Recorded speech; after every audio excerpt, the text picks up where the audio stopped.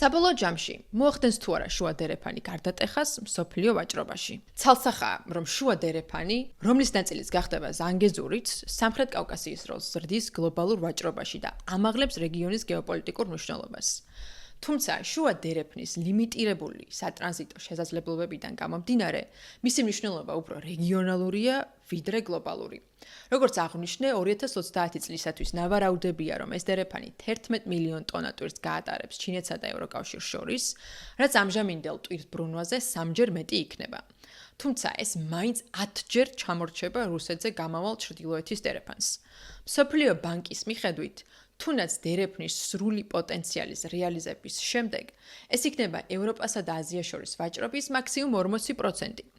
ამასთან ერთად 2030 წლისათვის ტვირთბრუნვის დაახლოებით 60% შუა დერეფნის ფარგლებში მონაწილე ქვეყნებს შორის განხორციელდება, ხოლო ტრანზიტული გადაზიდვები იქნება მხოლოდ 40%.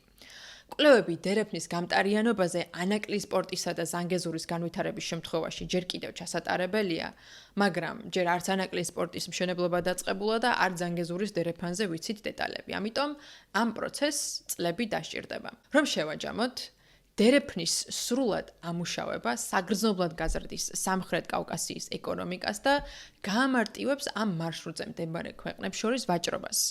მაგრამ მას მცირე წილი ექნება მულტიმილიარდიან ვაჭრობაში ჩინეთსა და ევროკავშირს შორის. ამიტომ ვაჭრობის უდიდესი ნაწილი ისევ ინდოეთის ოკეანის გავლით განხორციელდება. რაც იმას ნიშნავს, რომ შუა დერეფანი არის დივერსიფიცირების კარგი საშუალება, მაგრამ არა გლობალური პანაცეა.